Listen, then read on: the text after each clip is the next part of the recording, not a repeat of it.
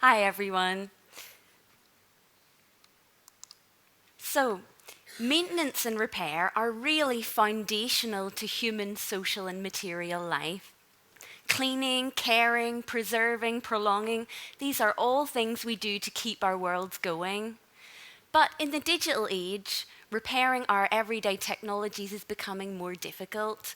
And in today's talk, I'm just going to begin to explore some reasons why.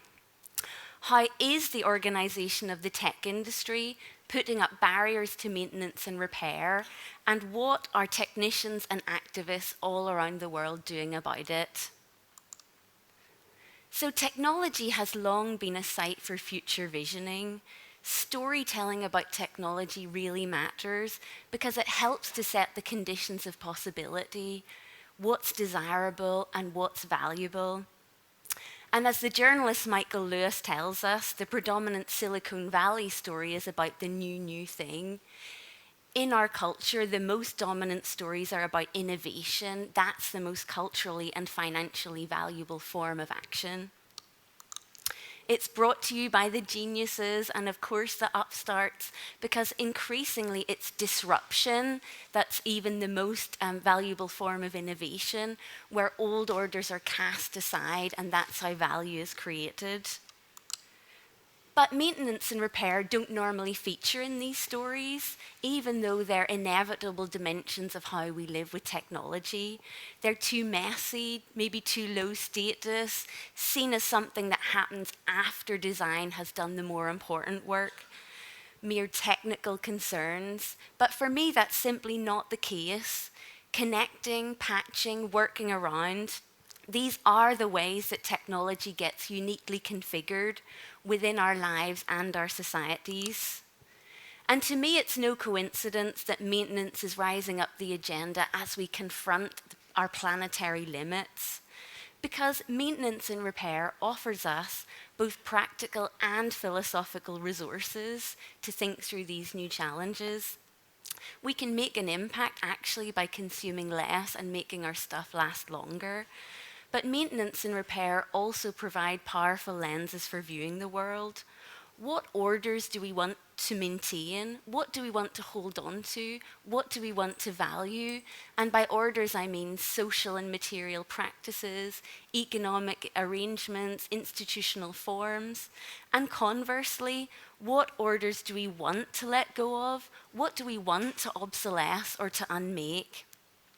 So, in today's talk, I want to quickly run through three barriers to maintenance and repair that have come up in my work. Firstly, in the mobile phone repair shops of downtown Kampala, and secondly, in my studies of repair policy in the US and the EU. So, in Uganda, over the last 15 years, a new mobile infrastructure has been rolled out. And I wanted to study the new businesses that were coming up to take care of the handsets themselves.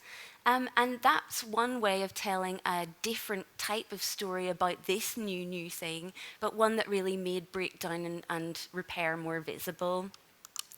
So I spent time in workshops like Chiranda's that you can see here, and technicians in Kampala, which is Uganda's capital city, they're overwhelmingly working for themselves, often individually or maybe with an assistant or an apprentice.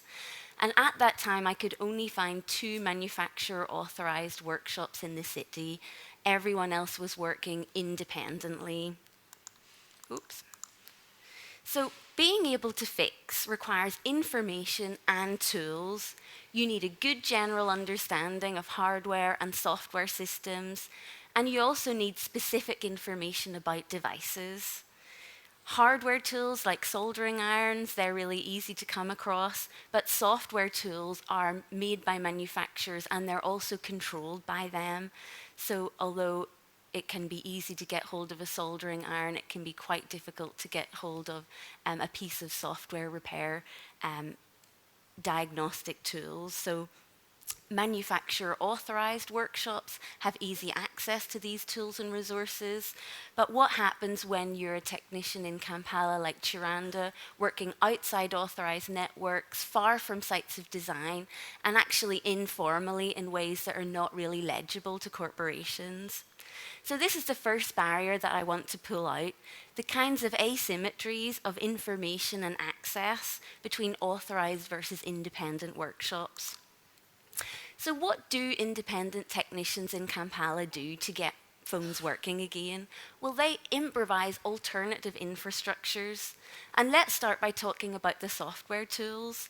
Accessing the embedded system's onboard devices for software repair means using these third-party repair tools that technicians called hacker tools. And this is one technician's collection used for feature phones. And you can see this tool in action.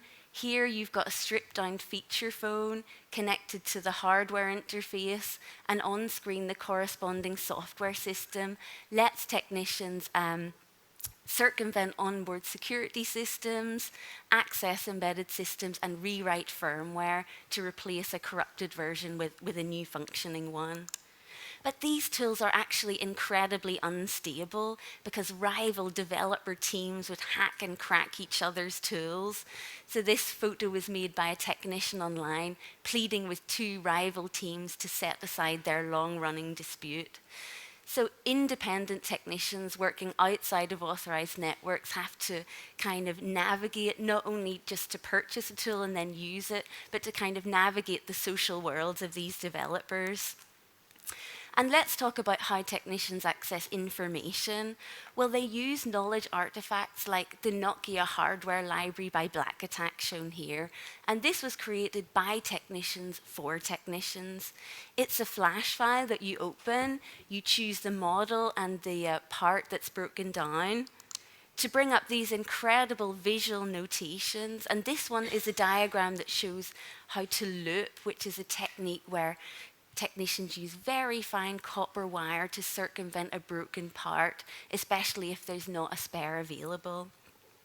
And you might be able to tell that this is crowdsourced. You can see it's been made by Archit Raj and uploaded to Black Attack servers to be aggregated into this artifact. So what I want to highlight is that independent technicians are intervening in this asymmetry of information and access, firstly by participating in the tumultuous world of third-party developers and their hacker tools, but also in sharing these new knowledge artifacts, and they're made via commons-based peer production.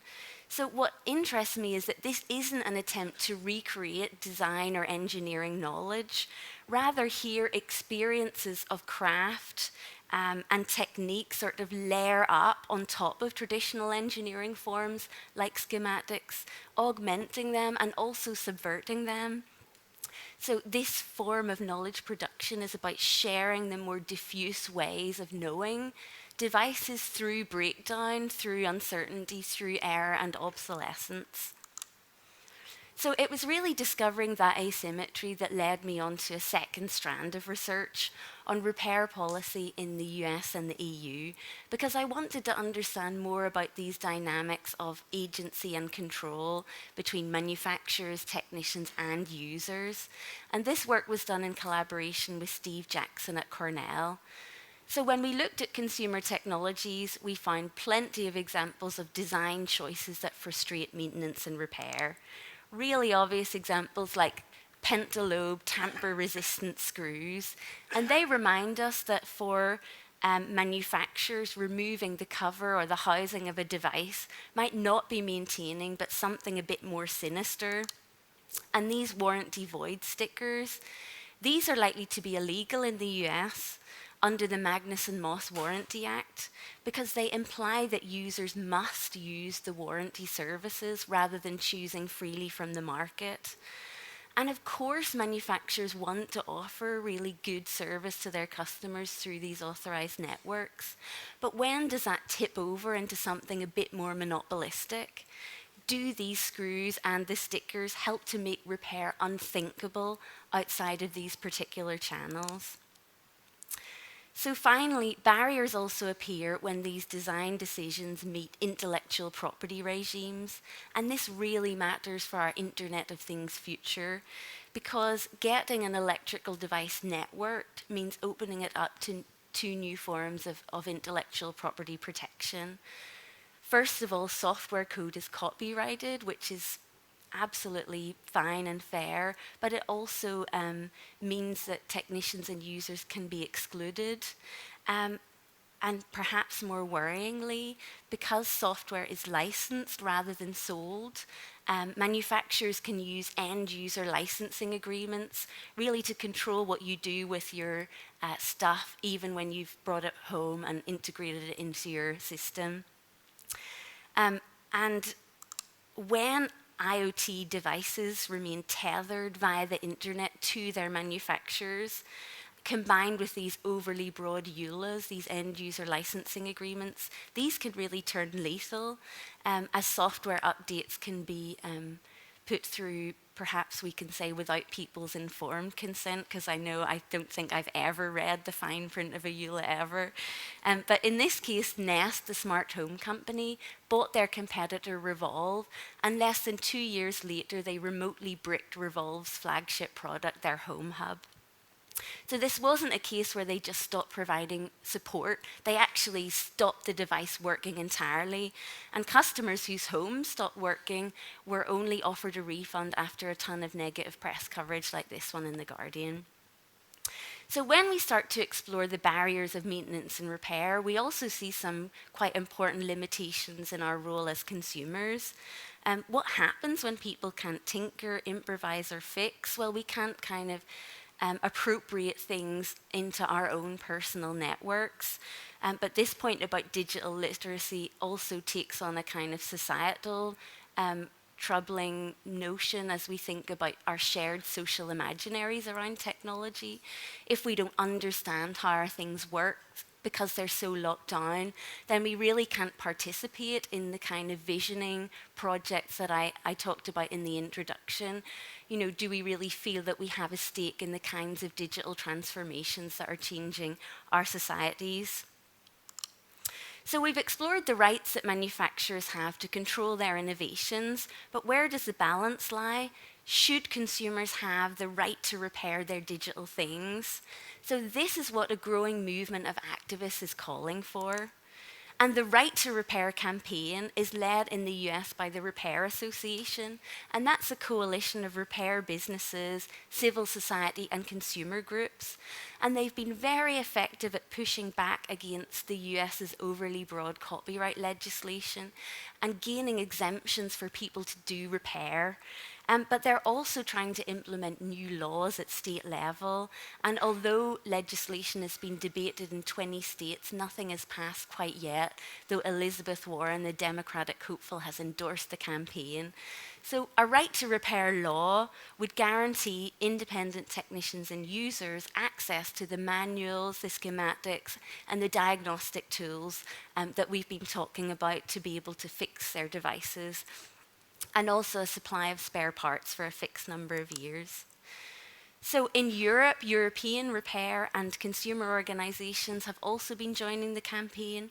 Here that means reforming existing laws like the Eco-Design Directive, and there was a significant package of new measures voted in this year that are going to make some categories of home appliances more repairable by design, making it easier to access key components, making spare parts available for a certain length of time, and making manuals mandatory for repair professionals only, not yet users.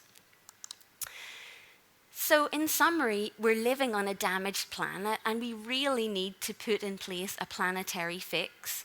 If we're going to have any hope of meeting our climate change commitments, we really have to find new ways of consuming beyond upgrading to the new thing all the time.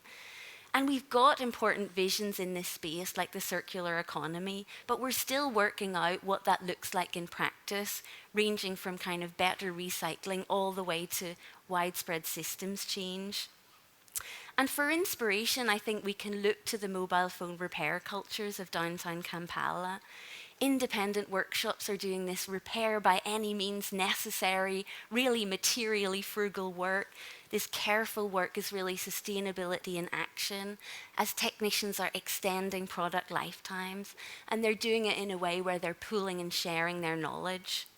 But if we're thinking about systems change, then the language of rights, I think, is also really productive.